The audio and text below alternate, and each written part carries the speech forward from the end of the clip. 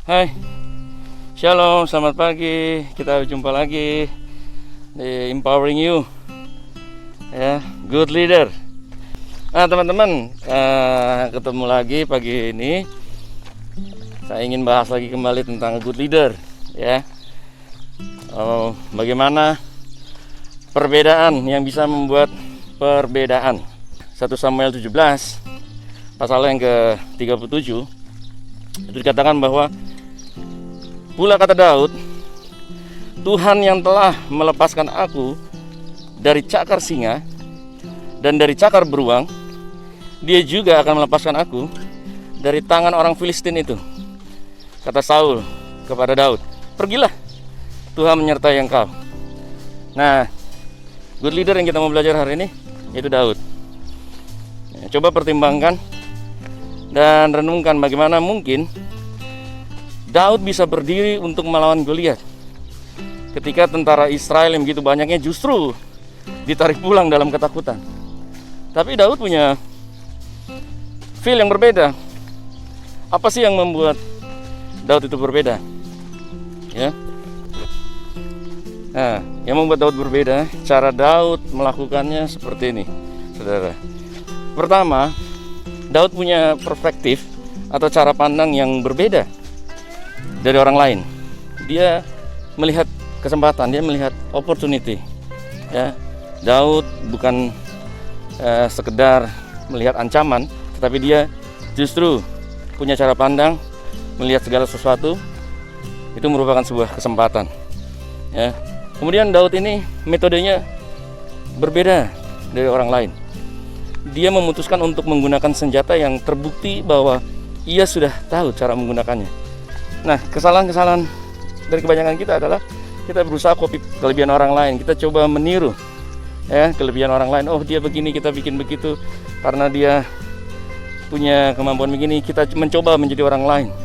Tetapi Daud, dia melihat apa yang ada padanya. Dia tidak menggunakan baju zirah yang ditawarkan oleh Saul, ya.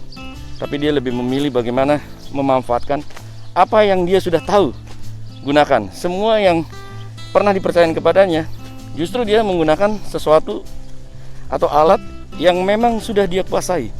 Jadi sebagai leader, kita perlu melihat sudah ada apa yang ada dalam tangan kita, yang Tuhan sudah berikan, itu yang harus kita kembangkan.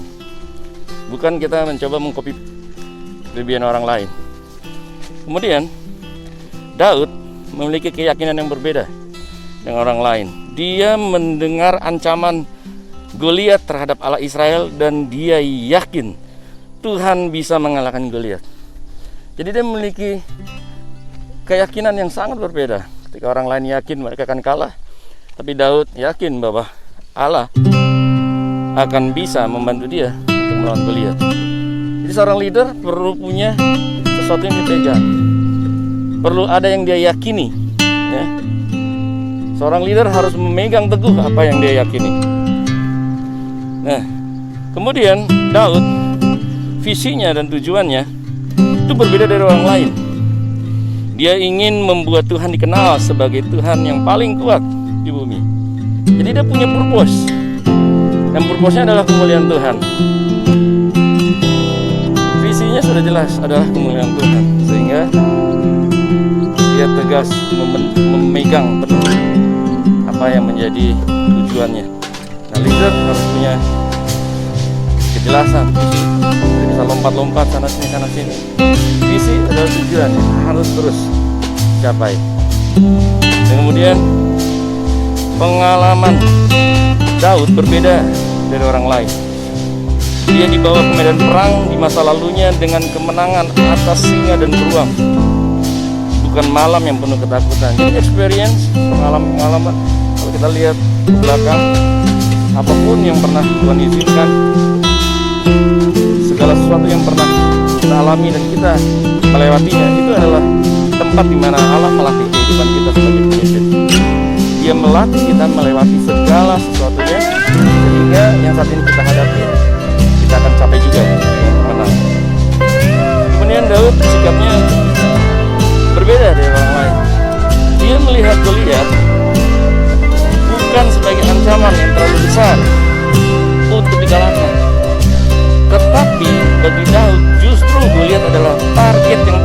besar untuk dilewatkan, sayang jika dilewatkan. Nah, ini persepsinya berbeda sekali. Sikap kita perlu berubah. Ketika kita melihat sebuah tantangan, kita bukan melihat sesuatu yang akan mengancam, terlalu besar mengancam kehidupan kita. Justru ketika kita melihat tantangan, kita harus melihatnya sebagai target yang terlalu sayang untuk dilewatkan, untuk dimenangkan bersama dengan Tuhan. Dan Yesus memberkati. Ketemu bagi berikut. God bless you.